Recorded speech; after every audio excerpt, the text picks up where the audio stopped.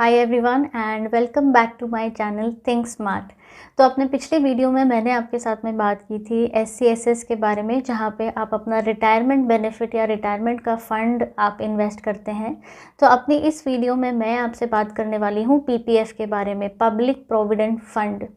तो public provident fund एक government backed scheme या इन्वेस्टमेंट होता है जहाँ पे आपको गारंटीड रेट ऑफ रिटर्न मिलता है। और इस प्रोडक्ट की अगर आपको मैं USP बताऊँ कि क्यों ये प्रोडक्ट बहुत ज़्यादा सबसे यूनिक है, वो इसलिए क्योंकि यहाँ पे आपकी जो भी इंटरेस्ट इनकम या जो भी आपको रिटर्न मिलता है उस पे आपको कोई टैक्स पे नहीं करना पड़ता।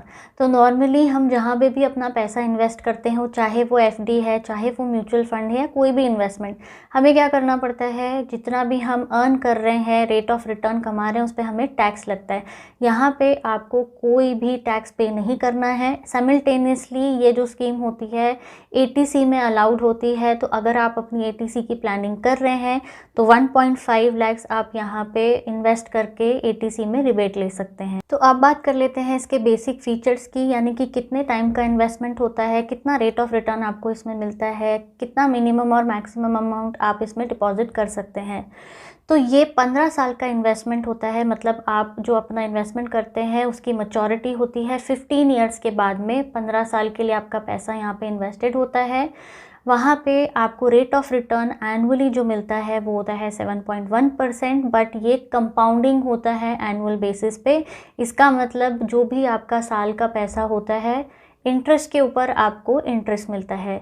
मिनिमम अमाउंट यहाँ पे आपको जो अलाउड है वो होती है 500 रुपीज़। मैक्सिमम अमाउंट आप इन्वेस्ट कर सकते हैं 1.5 लाख रुपीज़। तो इन्वेस्टमेंट यहाँ पे फिनेंशियल ईयर में एक बार ही होता है और आपको हर फिनेंशियल ईयर में 15 साल तक ये इन्वेस्टमेंट करते रहना पड़ता है।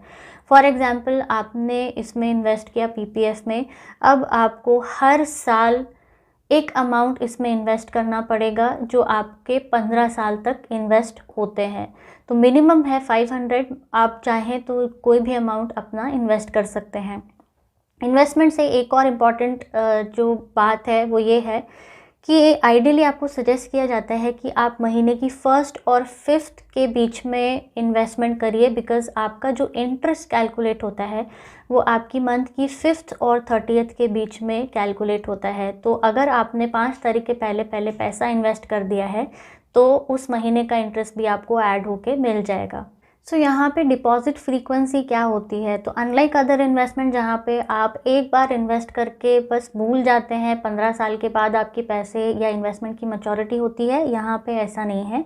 यहाँ पे आपको हर साल में एक बार इन्वेस्टमेंट करना मैंडेटरी है। चाहे आप भले ही 500 रुपये इन्वेस्ट करें जो मिनिमम अमाउंट है, बट आपको साल में एक बार इन्वेस्ट करना यहाँ पे कंपलसरी होता है।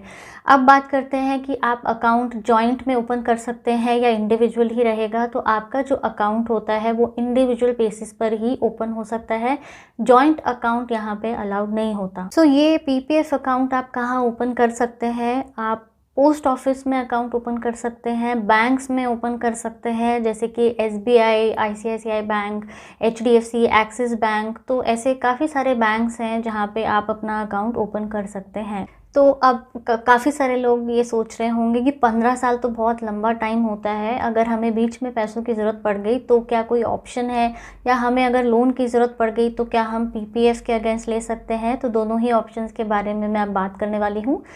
प्री मैच्योर विड्रॉल कितना और कैसे अलाउड होता है, तो आपके इन्वेस्टमेंट के 7वें साल पे यानी 7th ईयर पे आप ये पैसा विड्रॉ कर सकते हैं। 7th ईयर से लेके 15th ईयर के बीच में आप विड्रॉल कर सकते हैं।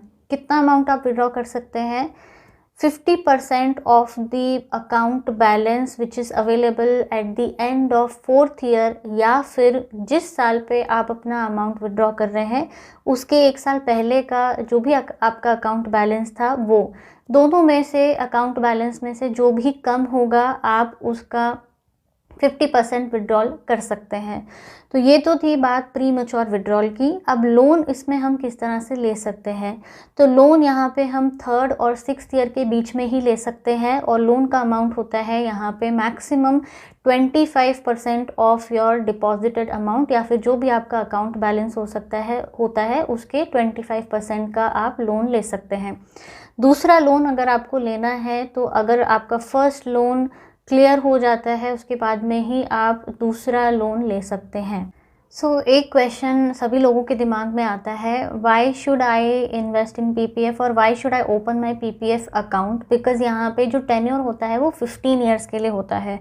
तो नॉर्मली लोगों का कहना होता है इतने लंबे टाइम के लिए इन्वेस्टमेंट है, हम तो म्यूचुअल फ़ंड में एसआईपी करते हैं या फिर फ़िक्स डिपॉज़िट में पैसा रख देते हैं, तो वहाँ पे हमें लिक्विडिटी भी होती है, पैसा हम वापस निकाल सकते हैं और हमें जो रेट है वो भी बहुत अच्छा आता है, रिटर्न भी बहुत अच्छा आता है।